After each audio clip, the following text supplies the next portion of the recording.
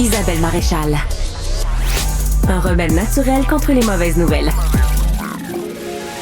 Isabelle Maréchal. Je suis en compagnie de Jean-Marie Lapointe, qui revient de l'Inde. Oui, encore sur le décalage. Encore sur le décalage. Ouais. Merci, je suis contente d'être ton premier arrêt. Tellement. Ouais.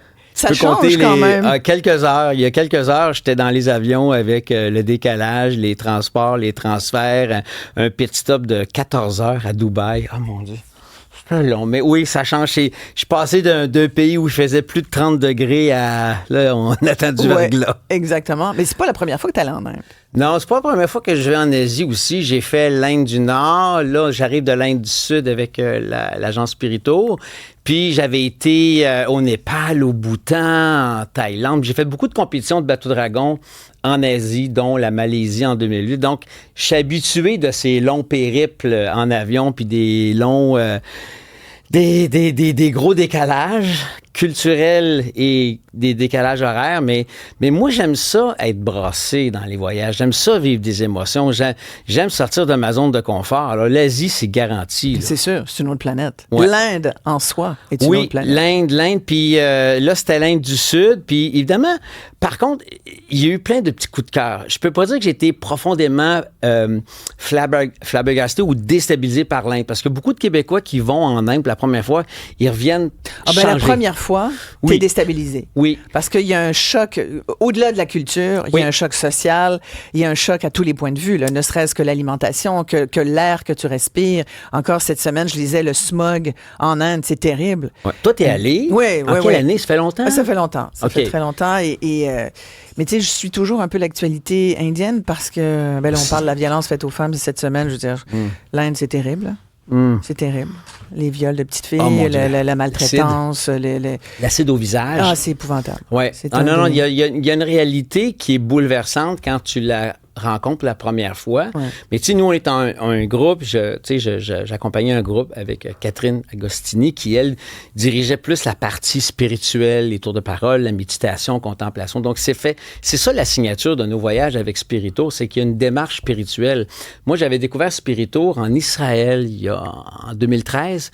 Puis c'était comme un voyage qui avait comme thème sur les traces de Jésus, sur les pas de Jésus. Donc, c'était tout un périple. Tu sais, on est allé à Nazareth, à Jérusalem. Et c'est ce que j'aime de ces voyages-là où il y a une démarche inspirée, religieuse, spirituelle, comme tu le conçois. Puis c'est ce qu'il y avait aussi dans l'Inde du Nord, comme l'Inde du Sud. Puis l'Inde du Sud, on allait aussi à Pondichéry. Ouais. Pondichéry, un des comptoirs français de l'Inde, oui. Exactement, c'est l'expression comptoir français. Puis évidemment, Pondichéry, ça évoque la ville coloniale, ça évoque une génération, Aurobindo, Auroville, tous ceux qui connaissent ce coin-là. Puis j'avais des amis qui avaient séjourné à Pondichéry, donc j'avais hâte de voir la ville coloniale. Puis c'est aussi un endroit où Catherine Agostini, notre guide, avait séjourné. Donc ça, c'était le fun. Mais le coup de cœur personnel pour moi, ce voyage-là, je suis allé presque 18 jours, c'est quand on est arrêté dans une petite école de quartier. Et là, tu vois que les professeurs, les étudiants avaient tout un petit costume, ils étaient fiers de leur école. C'était beau, là, c'était touchant. On a passé une partie de l'avant-midi avec les enseignants puis les élèves du premier cycle de l'école primaire, puis tu sentais que la directrice était fière de son école, une école publique, évidemment, mais tu m'aurais dit, c'est une école privée du coin. Je t'aurais cru parce que tous les enfants étaient ça à coche. Puis ça obéissait. Obéissait. Puis ils nous parlaient avec des sourires. Ils étaient super polis. Puis c'était vraiment un beau moment. Mais le moment encore plus coup de cœur, c'est tout de suite après. Hey, on l'a la photo. Ça. Ben là. Ouf. Ça t'émeut de... Ouais. De voir cette école. Là, on voit les belles photos pour ceux qui nous regardent à la télé, mais ceux qui sont à la radio, c'est une grande salle de classe avec plein de gens. C'est des photos de tous ces élèves que tu as pu croiser, de tous les enseignants également et de ton groupe, je pense. Ça, c'est ma gang de Spirito, mais là, on est dans l'après-midi où on visite un orphelinat. Oh. Puis, c'est des enfants qui ont été, au sens propre comme au figuré, jetés aux poubelles, là. C'est des enfants parce qu'ils ont un handicap, parce qu'ils ont une trisomie, parce qu'ils ont un TSA, un trouble du spectre de l'autisme. Ils sont jetés à la rue. Ils sont jetés à la rue. Donc, cette école-là les récupère et les garde. Écoute, il y avait des enfants qui étaient devenus des adultes. Là. C'était des adultes qui avaient notre âge et qui étaient là. Tu te dis, mais La différence entre nos écoles spécialisées où on va stimuler un enfant qui a un TSA, une trisomie 21, c'est pas pareil. Parce que l'enfant qui vient au monde avec une trisomie, là, tu le laisses parquer dans le coin pendant 40 ans, il évolue pas, il n'est pas stimulé, il peut pas évoluer, tandis que nous, dans nos écoles spécialisées, tu sais, je suis impliqué au défi sportif depuis des années, je le vois, la stimulation, je vois la différence, je vois quand on prend un jeune qui a une trisomie et qui va faire partie d'une école, il va aller au régulier ou encore dans des écoles spécialisées, tu te dis... Et quelle différence! Alors, nous, on est allés voir des enfants, eux autres sont sauvés par l'amour. Ces enfants devenus adultes ont été sauvés par l'amour, mais tu te dis, mais ils n'ont pas tous ce traitement-là. Non. C'est ça qui est bouleversant. Fait qu'autant, puis ça, c'est tellement l'Inde, autant tu as du fabuleux, parce que tu nous parlais de cette école où tous les élèves sont tu aurais pu penser que c'était une école privée québécoise, où ils ont les costumes, tout le monde obéit, tout le monde, ça roule bien. Et en même temps, tu as tous ces jeunes qui sont jetés à la rue. Puis tu as ça, puis... Tu as le plus beau et le plus laid en même temps. Tu sais, c'est comme l'Inde du Nord, tu as le Taj Mahal, l'espèce de mausolée qui est... À l'amour? À l'amour, ben oui! L'espèce de multimillionnaire qui construit ça par amour pour sa femme. Ouais. Un Maharaja qui l'aimait tellement qu'il lui a construit cet immense palais vide. Ben oui!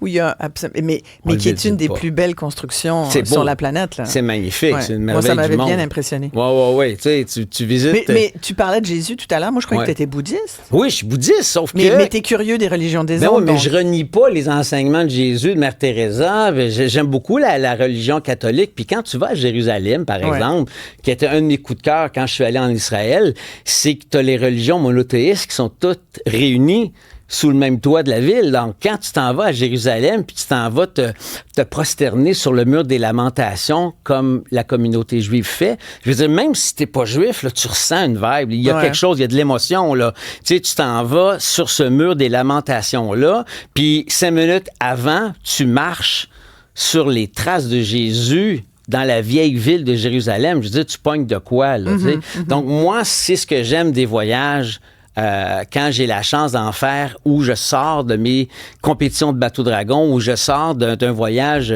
Club Med plongée sous-marine, tu sais. J'ai besoin des deux.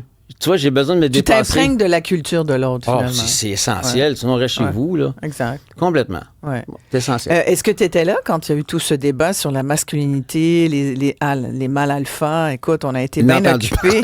On a été bien occupés, nous autres, à essayer d'expliquer que ce n'étaient pas tous les hommes qui sont des mâles alpha. Pour toi, c'est quoi un mâle alpha?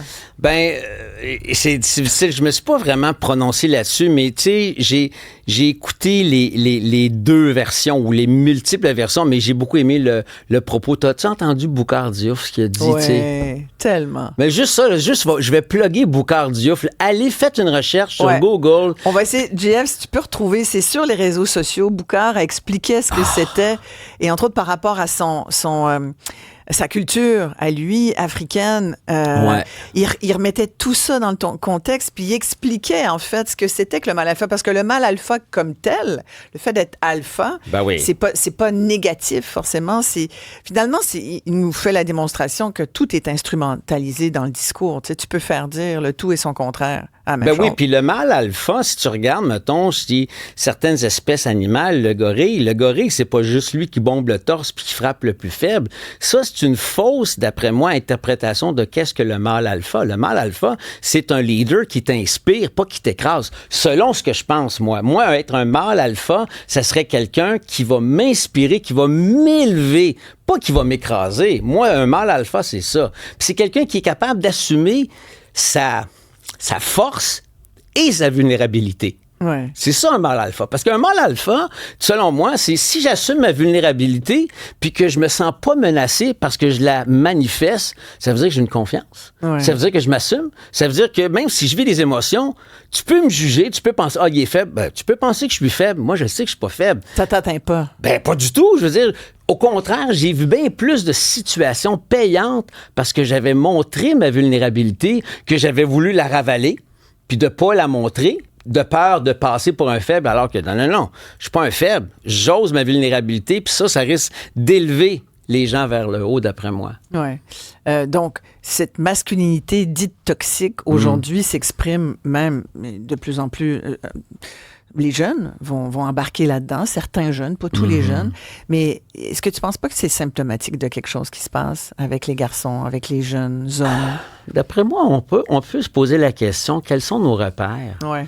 Où on va? Qui sont nos modèles? T'sais? Je pense que ça peut être une belle discussion à avoir. Puis, tu sais, quand c'est Florence, ta recherchiste, qui m'avait contacté pour qu'on fasse l'émission ensemble, puis je me rappelle la dernière fois qu'on s'était vu, tu m'avais dit, il faudrait qu'on parle de la parole des hommes. De la parole des hommes. Pourquoi les hommes semblent encore avoir de la difficulté à parler de leur souffrance, parler de leurs ondes d'ombre, parler de leurs émotions? Parce que, tu sais, Guy Corneau, moi, je la cite souvent, cette citation-là, c'est « Lorsque nous mettons des mots sur nos mots, les 10 mots deviennent des maudits et cessent d'être maudits. » C'est fabuleux comme citation. Autrement dit, quand tu apprends à mettre tes mots sur tes émotions, sur ta souffrance, sur ce que tu ressens, quand tu l'exprimes, tu n'es plus étouffé. C'est vrai. Tu t'en libères. Tu sais, ce que disait Marina Orsini, tu sais, ce que tu n'exprimes pas, tu l'imprimes. Donc, moi, j'ai l'impression que ça, avec la question qu'on peut se poser, pourquoi les hommes semblent encore avoir de la difficulté à mettre des mots sur leurs mots? Pourquoi? Pourquoi C'est si difficile? Parce que toi, tu as été, je pense, je vais dire que tu es un des premiers, quand même, une des premières personnalités connues au Québec à l'avoir fait. Évidemment, tu viens de nommer Guy Corneau. Et mon père. Et ton père rappelle-toi aussi, les années des télétons Jean Lapointe. Mon père a eu le courage, de ces enjeux, tout à fait. En 70, dans les années 70, d'avoir eu le courage de dire « Je suis un alcoolique, j'ai un problème de dépendance. » Je veux dire, là, on passait d'un homme qui parlait même pas d'une maladie encore à l'époque, mais d'un trait de caractère qu'on associait à des ivrognes, à des paresseux, à des profiteurs, à des menteurs, alors que c'est devenu, on le sait, c'est une maladie, l'addiction. C'est reconnu par l'OMS comme étant une maladie. Donc, aujourd'hui, 50 ans plus tard... C'est vrai qu'il fallait beaucoup de courage. Ben, il fallait vraiment. Donc, tu vois, moi, je fais partie de cette génération-là d'hommes qui... On a des moyens pour en parler, tandis que mon père, là, les thérapies, c'était pas très populaire, très omniprésent, tu sais. Et mon père l'a fait, il a osé. Donc oui, je fais partie de ces gens-là qui n'ont pas peur de mettre un genou à terre et de dire « Ouf, je souffre, j'ai mal, j'aimerais ça arrêter de souffrir, j'aimerais comprendre ma souffrance, y a-t-il quelqu'un qui peut m'aider? » Parce qu'après ça, toi aussi, tu peux aider. Tu sais? Ouais. Tu disais que tu as eu 2 périodes. Quand tu étais petit garçon, puis après ça, à l'âge adulte. Tu viens de parler de ton père, qui était une relation incroyable. Je te le laisserais peut-être toi-même qualifier, cette relation-là. À la fois complémentaire. Parfois, il y a eu des hauts et des bas. Il y a eu du toxique là-dedans, c'est bien évident. Il y a eu beaucoup de complicité, il y a eu beaucoup d'amour père-fils, il y a eu des projets, il y a eu une espèce aussi de mon côté, de me libérer de l'image du fils de, comme ma sœur Anne-Élisabeth, c'est plus juste la fille de Jean Lapointe, c'est aussi la directrice générale de la maison Jean Lapointe. Donc, on a aussi ça, mais par n'importe quelle personnalité connue, immensément aimée, adulée, ces enfants vont souffrir un peu, vont être un peu dans l'ombre, jusqu'au jour où tu te découvres toi-même puis tu te dis, écoute, j'ai un prénom. Moi aussi, j'ai une mission. Moi aussi, j'ai une particularité. C'est sûr que le fait d'évoluer dans un milieu similaire à celui de mon père... Mais au-delà du milieu, du vedettariat, de la célébrité de ton père, puis de la tienne ensuite, est-ce que tu ne penses pas que le rapport père-fils, c'est un rapport aussi, comme celui mère-fille, d'ailleurs. Peut être conflictuel. Oui, je pense que oui. Puis qu'après, ça définit souvent l'adulte qu'on va devenir. Oui, je pense que ça fait partie de ma démarche de vouloir m'affranchir de l'image aussi d'être le fils de. Parce que j'ai l'impression... Vas-y, jusqu'au jour. Non, mais jusqu'au jour où tu découvres c'est quoi mon unicité, c'est quoi ma mission, c'est quoi ma couleur. Tu sais, être sur son X, c'est quoi mon X?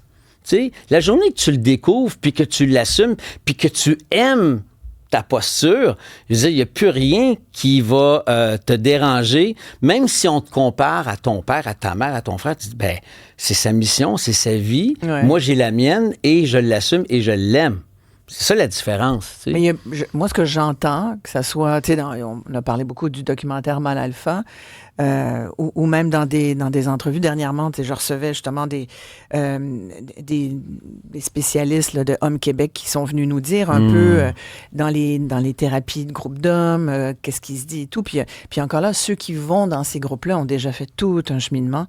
Mais souvent, ce qu'on dit, c'est ça, c'est la difficulté d'assumer d'être sur son X dont tu parles ou de c'est quoi mon rôle de répondre à cette question-là aujourd'hui. Puis le Mâle Alpha, moi ce qui est ressorti entre autres des dernières discussions, c'est que là on comprend mieux que le fait d'avoir été pourvoyeur puis d'aujourd'hui de plus l'être forcément. Non. Il y en a qui le sont encore, mais aujourd'hui, je viens d'avoir Pauline Marois qui parlait d'équité salariale et tout.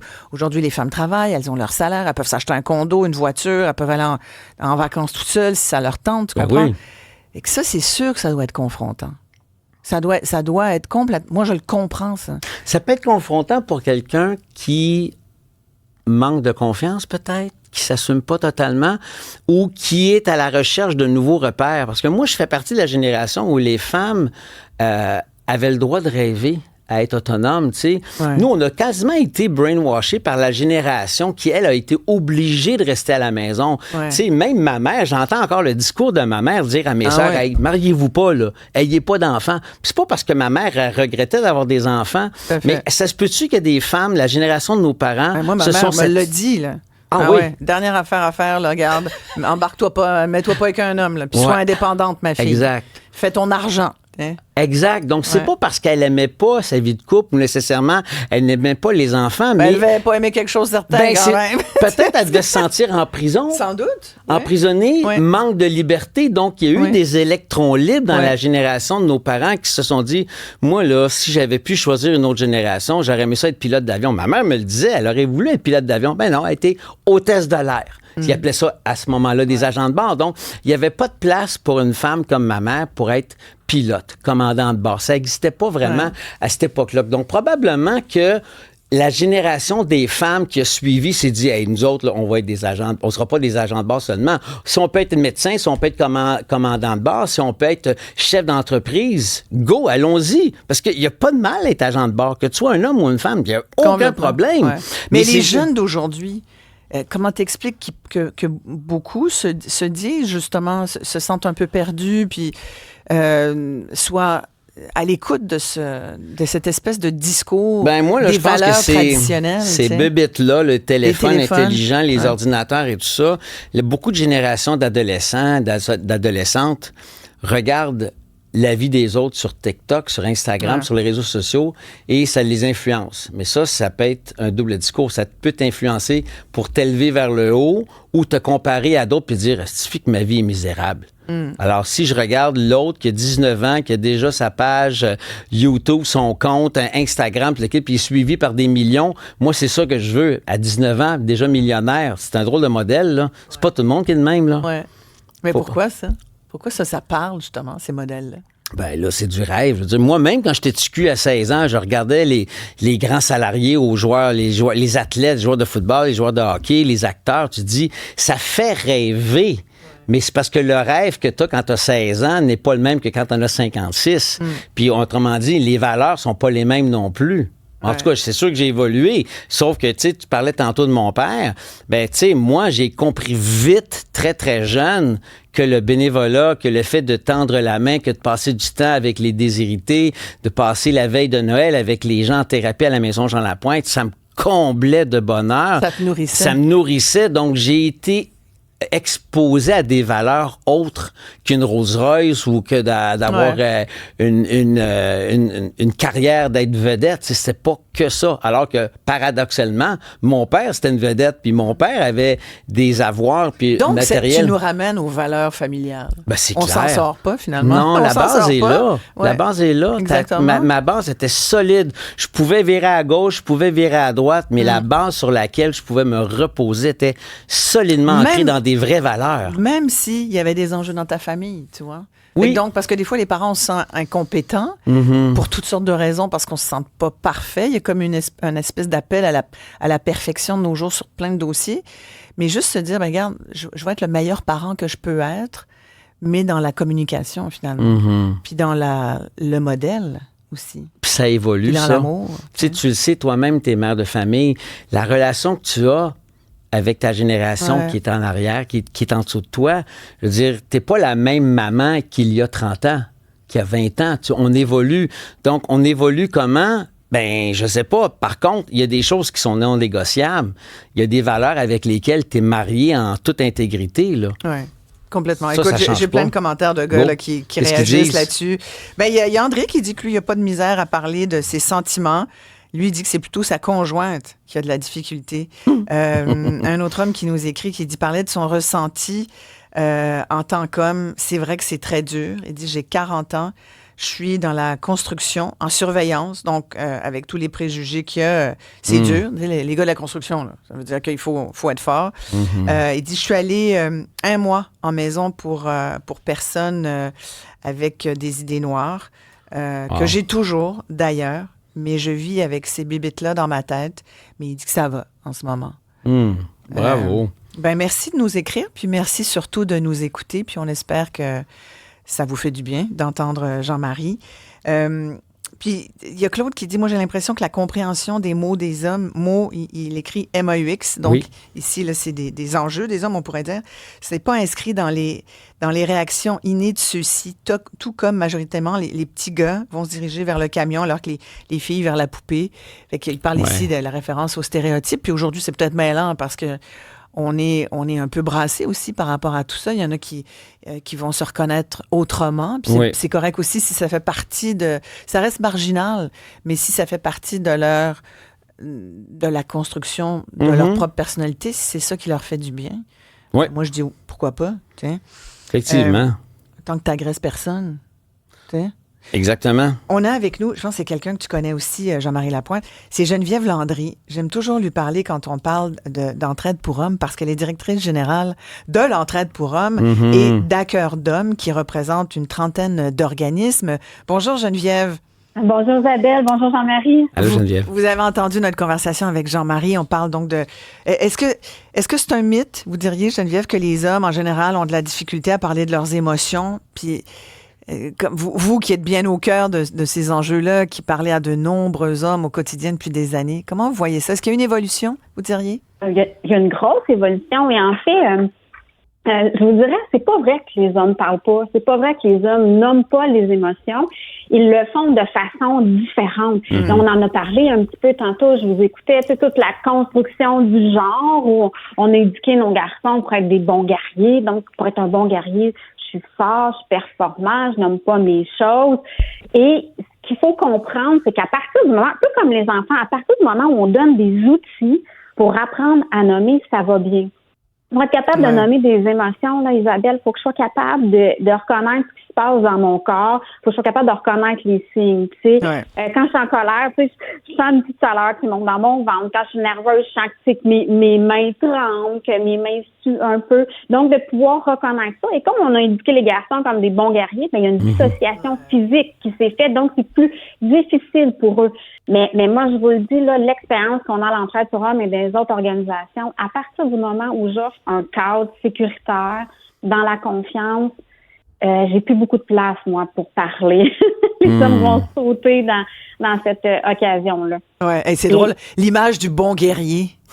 C'est fou, là. Oui, c'est vraiment comme ça, je le vois. Puis on le voit aussi, c'est le mâle alpha. Tu sais, souvent, on va me dire, Geneviève, ça n'existe plus, ça, ces stéréotypes-là. Mais non, ça existe encore. On peut le voir déjà avec les mâles alpha, où je trouve quand même le phénomène là, assez inquiétant. Puis tout part inévitablement, tu sais, je pense, Isabelle, Jean-Marie, de l'éducation qu'on offre à nos enfants et tout l'apprentissage des rapports égalitaires. Oui. Au Québec, on le sait, là, les jeunes papas de 18 à 24 ans sont 3 fois plus touchés par la détresse psychologique que les autres pères là, d'autres générations. Les 18-24, il y en a des jeunes gars là, qui ont des bébés là, avec leur conjointe. Puis elle part d'où, cette détresse-là? Ben, Geneviève, elle vient d'où, cette détresse des jeunes gars, des jeunes papas? C'est difficile à expliquer en une phrase. Je pense que c'est un amalgame de tout ça. On a vu la pandémie a le dos large, là, mais il en demeure pas moins que c'est venu exacerber beaucoup de problèmes d'anxiété. Ça, on le voit. On parlait des modèles tantôt. D'ailleurs, Jean-Marie, t'es un super de beau modèle. Tellement un beau modèle, mais c'est des modèles masculins, sains autour de nous. Il y en a pas tant. Je m'étirerai pas sur l'élection de Trump, mais quel mauvais modèle pour nos adolescents d'aujourd'hui, nos jeunes adultes. Donc, je pense que c'est un amalgame de tout ça. Et il en demeure pas moins qu'on a fait beaucoup de sensibilisation auprès des garçons à aller consulter, que ce soit un médecin ou que ce soit au niveau plus psychologique. Fait que plus on consulte, plus on reconnaît aussi nos symptômes d'anxiété, nos symptômes de dépression. Ouais. Donc, c'est comme un peu une roue qui tourne. Là. On les invite à consulter, mais en même temps, on détecte beaucoup plus rapidement. Et ça, c'est tant mieux. Là. Plus on détecte rapidement, ça va être plus facile d'apporter une certaine stabilité là, dans l'état de santé mentale. Et d'ailleurs, avant de te quitter, Geneviève, il faut absolument que vous me parliez de ce projet spécial sur lequel vous travaillez depuis 2 ans. C'est avec le service de police de Richelieu-Saint-Laurent. C'est un projet qui est maintenant financé, puis vous êtes même allé le présenter dernièrement à Paris, en France. Donc, c'est quoi exactement? Je suis encore super excitée. Ça, c'est mon bébé, là. En fait, là, 2 ans, je me suis assise avec Francis Lepage, capitaine, maintenant inspecteur-chef, là, au service de police Richelieu à Saint-Laurent. On disait, mais qu'est-ce qu'on peut faire avec les auteurs et suspects de violence? Parce que, à partir du moment où il y a une arrestation, il y a des conditions pour sa remise en liberté. Dans la plupart des cas, il sait pas où aller dormir, hein, il peut plus retourner à la maison, fait qu'il est un peu itinérant, dort un peu chez son ami, dort un peu chez ses parents, et on le sait qu'il, la plupart du temps, respecte pas ces conditions. Et ce qu'on voit, il y a une hausse des féminicides. La majorité de ces gars-là étaient connus des services policiers. Le mois précédent, un homicide, là, Isabelle et Jean-Marie, cet homme-là, il y avait une intervention policière. Donc, on s'est dit, mais il y a une chaise libre entre le service de police, tu sais, tout le processus judiciaire, l'arrestation et l'entraide pour hommes. Il y a une chaise vide. Ce gars-là, il est laissé à lui-même et c'est là qu'on peut voir une récidive de violence ou les idées d'homicide. Alors, projet tout simple, j'ai des intervenantes assermentées là, par le service de police qui entrent en communication avec tous les hommes qui ont vécu une arrestation, une intervention policière, 48-72 heures après l'arrestation, parce que quand c'est trop proche de l'arrestation, l'homme est encore un peu sous le choc. Il n'est pas prêt, tu sais, à entendre 48-72 heures. Là, c'est un tremplin là pour le changement. Et c'est tout simple, un coup de fil qui dit, écoute, on sait que tu as vécu une arrestation policière, ça peut être difficile pour toi, as-tu envie d'en parler? Et la majorité des hommes nous disent, hey, c'est la première fois qu'on me demande comment je vais, qu'on me demande comment je vis ça depuis cette arrestation-là. Et c'est 72%, Isabelle, des hommes qui acceptent l'intervention. 72%. C'est énorme. Wow. Ces hommes-là nous disent, si tu m'avais pas téléphoné, j'aurais jamais été vers l'organisme parce que j'étais bien trop gênée ou je savais même pas que ça existait. Donc, on a été rejoints par une approche très simple, la main tendue, c'est-à-dire un coup de fil, l'approche de la main tendue, 72% des hommes qui, de façon naturelle, auraient jamais été chercher de l'aide. Wow. Bravo, Geneviève, vraiment, sincèrement, on aura l'occasion de s'en reparler. Puis je pense que ça pourrait être intéressant d'avoir des témoignages de certains de ces jeunes hommes-là. Vraiment, merci beaucoup. Je rappelle que vous êtes directrice générale d'Entraide pour hommes et d'À cœur d'homme, qui représente une trentaine d'organismes. Merci beaucoup d'avoir pris le temps. Merci, Jean-Marie. C'est fini, hein? Ben, écoute, mais tu peux revenir quand tu veux. Tu sais, j'ai une carte chouchou avec Isabelle. Tu as une carte chouchou à cette émission. Ça, je te le confirme. Tu es très apprécié. Il y a plein de gens qui nous écrivent. Puis je pense que ça fait du bien de t'entendre aussi. Parce que moi, je peux bien dire des affaires, mais je pense que des fois, ça prend... On se complète. Je suis à côté du net, j'attendais ta passe. C'est ça, exactement. Merci beaucoup. Jean-Marie Lapointe, bon retour. Merci. Bon retour. On va s'arrêter ici, très courte pause. On va parler de... Ben oui, on parlait de modèles masculins. Il y en a un qui fait beaucoup jaser, mais qui est un modèle pour certains, là, c'est Donald Trump. Et là, qui arrive avec 25% d'augmentation de taxes. C'est une menace importante qui va avoir des effets si elle est véritablement mise en vigueur à partir de janvier, quand il deviendra officiellement président à nouveau des États-Unis. Ça inquiète beaucoup les entreprises, avec raison. On va en parler avec une ex-représentante du Québec aux États-Unis tout de suite après la pause.